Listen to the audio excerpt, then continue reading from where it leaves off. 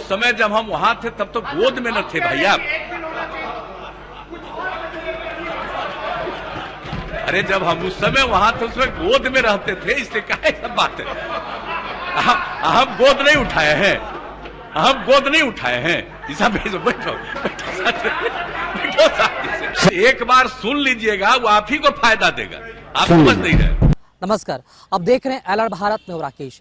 बिहार विधानसभा में आज बजट सत्र का तीसरा दिन रहा और तीसरा दिन जमकर हंगामा भी किया गया। विपक्षी पार्टियों की तरफ से सदन के परिसर से बाहर से लेकर सदन के अंदर तक लगातार कई सारे जनहित से जुड़े मुद्दे उठाए गए और विपक्षी पार्टियों ने सरकार के खिलाफ कई सारे जो आवाज है वो उठाए, कई मुद्दों को उठाया और सरकार से जवाब भी मांगा।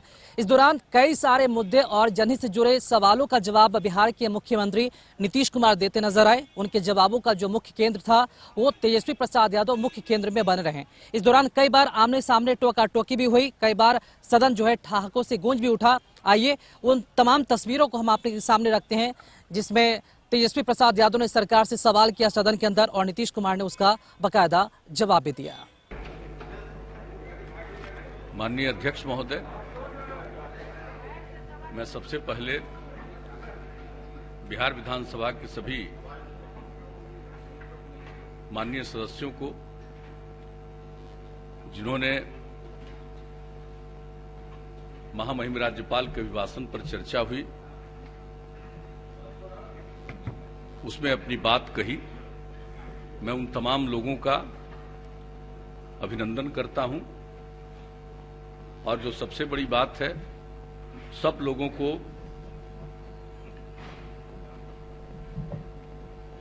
अपनी बात को रखनी चाहिए और इसके लिए जो समय निर्धारित है उसके हिसाब से कई माननीय सदस्यों ने अपनी बात रखी है। सब लोगों की बात लोगों ने खुद सोच करके, देख करके जो कुछ भी रखा है वो अपनी बात है। और महामहिम राज्यपाल महोदय ने अपने अभिभाषण में सरकार के जो निर्णय है और सरकार के जो काम है उसके बारे में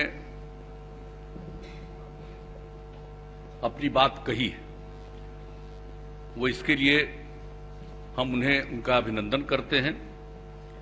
और यहां पर कई माननीय सदस्यों ने जो अपनी बात रखी है और कई चीजें जो सामने आई है, तो एक बात जो अभी जिससे पूरी दुनिया गुजर रही है, उसको झेलना पड़ रहा है, वो है कोरोना, जिसका नामकरण हुआ कोविड-19। अब उसके चलते जो स्थिति है, पूरा दुनिया इससे प्रभावित है, अपना देश भी प्रभावित है और अपने राज्य में भी इसका असर पड़ा है।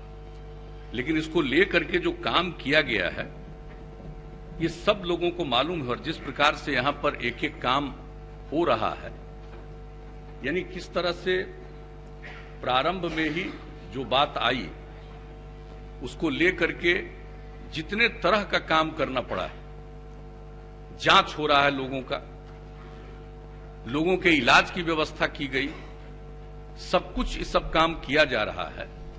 और आप जान लीजिए कि पूरे बिहार में, पूरे देश में जितनी जांच हुई है उसकी तुलना में बिहार में जांच ज्यादा हुई है।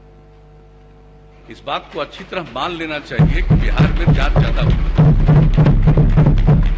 अगर आप देख लीजिएगा तो बिहार की आबादी है जो पूरे देश की आबादी। अरे सुन लीजिए भाई, मेरी बात मानिए नहीं मानिए, अच्छा लगे नहीं अच्छा लगे, ये आपका निर्णय है। आप सब लोगों की बात हम सुने हैं, कहीं हम कुछ बोले हैं?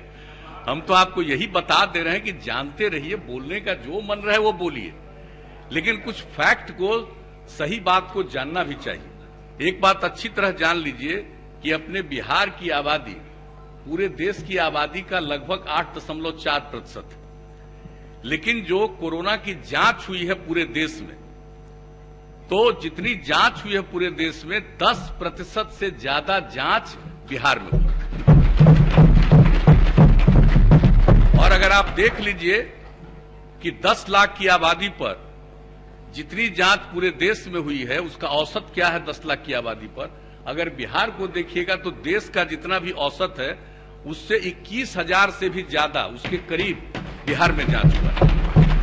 अब जांच के बारे में अगर कहीं कोई शिकायत आ गई, कोई बात आ गई, तो एक एक चीज का जांच किया गया और उसके ऊपर उसके बारे में जो कुछ भी हुआ। अभी आप 000 बोल रहे थे, अरे भाई 000 लिख देता है, सबके पास मोबाइल नहीं है, वो नियम बना दिया था। अब एक एक चीज का जांच जान लीजिए। अगर कोई भी व्यक्ति, आप लोग कोई भी बात बोलेंगे, चाहे नेता विरोधी दल हो या कोई सदस्य हो या मीडिया में कोई बात आती है कहीं से, ऐसा मत समझिए कि उस पर हम लोग गौर नहीं करते। एक एक चीज के बारे में गौर करते हुए तत्काल उस पर कहते हैं कि इसका पूरे तरह से जांच करिए, देखिए क्या हुआ। और उसके मामले में जांच भी हुआ और कुछ जगहों पर यह बात आई और उसको लेकर के उस पर कार्रवाई भी की गई है। कहिएगा तो हम आपको डिटेल बता देते हैं। आप अगर बैठ जाए,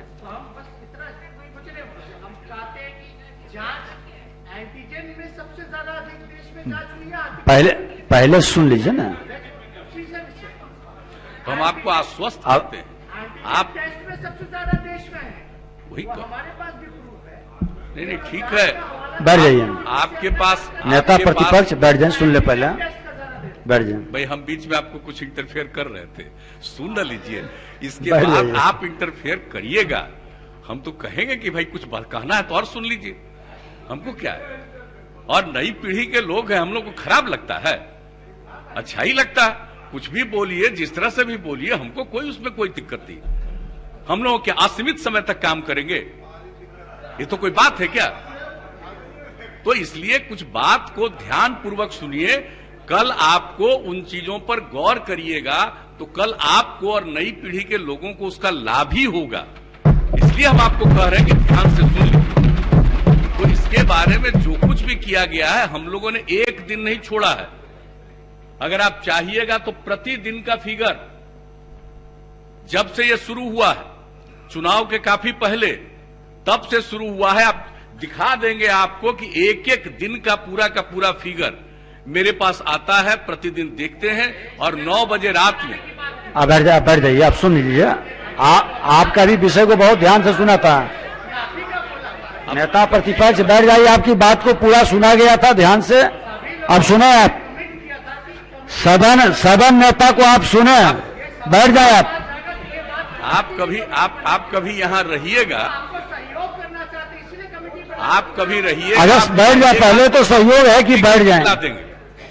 आप कभी चाहिएगा और रहिएगा यहां, तब आपको सब फिगर दिखला देंगे।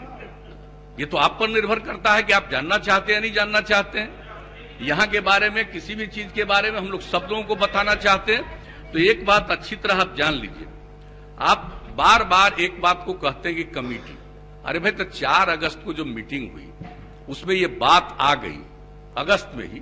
तो ये सब, हाँ, जो भी अगस्त में जो चल रहा था अपना सेशन, और वो समझ लीजिए कि एक तरह से पिछले सेशन का अंतिम सेशन था, एक दिन का ही चल रहा था। उसी दिन है 3 तारीख को, उसी दिन जो पूरी बात हो रही थी उसी में बात आई। तो हमने कहा कि जरूर सारे एमपी, सारे एमएलए, एमएलसी, सब लोगों के साथ लोग संपर्क करेंगे और इसके बारे में जो रिपोर्ट है, कोरोना संक्रमण के वक्त किए जा रहे कार्यों की समीक्षा, फीडबैक हेतु सभी डीएम्स की बैठक हेतु उसमें कहा गया था, लिखा गया था। और इसके आलोक में माननीय सांसद, विधायकगण बैठकों में उन लोगों ने भाग लिया। और जहां तक हमको जानकारी दी है कि वैशाली जिला की आयोजित बैठक में माननीय नेता प्रतिपक्ष के द्वारा भी भाग लिया गया है। तो ये जो हमको फिगर बताया गया है और कहा गया है कि भाई उस समय की जो बात हुई, क्या हुआ, सब लोगों के साथ बात हुई। अब आप समझ लीजिए, उसके बाद तो जब चुनाव का ऐलान हो गया, तो जब चुनाव का ऐलान हो गया तब तो इस तरह की कोई बात हो ही नहीं सकती है।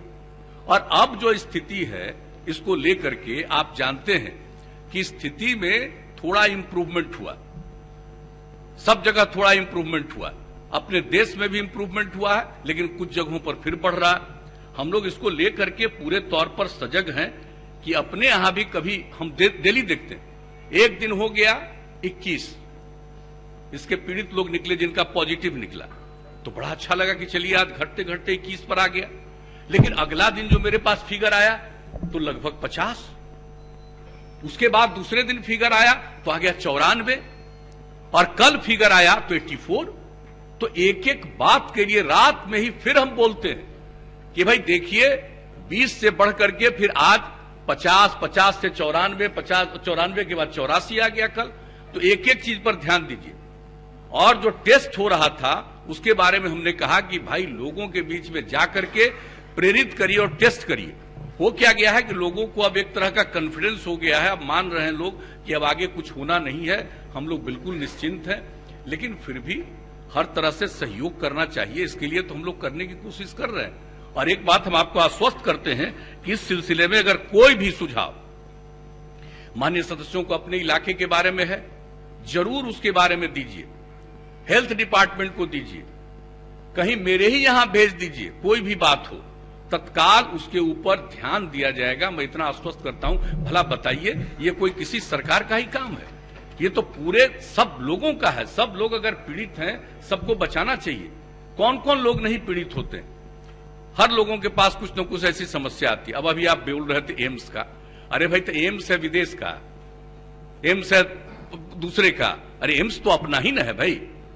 एम्स की स्थापना की गई थी। एम्स में अगर कोई जाते हैं इलाज के लिए, एम्स में तो मैक्सिमम लोगों को भेजा जिनका भी फोन आया हुआ। और आप मेरे परिवार की बात करते, मेरी भतीजी को जो रिपोर्ट था वो पॉजिटिव आया, तुरंत भेजे, लेकिन एक ही दिन के बाद उसकी रिपोर्ट थी कि पॉजिटिव नहीं है। आप कह रहे हैं जांच में हम खुद ही देखें, तो तुरंत उसको कहा कि भाई इसका निगेटिव है, पॉजिटिव नहीं है, लौटा दिया। आप सोच लीजिए, हम बता रहे हैं, नाम लिए। अब आप बिजली की क्या स्थिति है जरा बताइए तो। कहते हैं कि कुछ काम नहीं हो रहा है। तो पहले जब है तो थे क्या? बिजली थी गांव में, स्थिति थी। बिजली के लिए जितना काम किया गया, अभी अब आप जान लीजिए, अभी सुन लीजिए ना, हर अभी घर तो तक शुरू है। बिजली पहुंचा दिया गया, हर सुन घर लीजिए, तक बिजली सुनने के पहुंचा बाद, दिया सुनने के गया। बाद अभी और सुन जो हम लीजिए लोगों ना। का लक्ष्य था 2018 का दिसंबर का, हम लोगों ने 2 महीना पहले अक्टूबर में ही इसको पूरा कर दिया। अब आप जान लीजिए एक बार।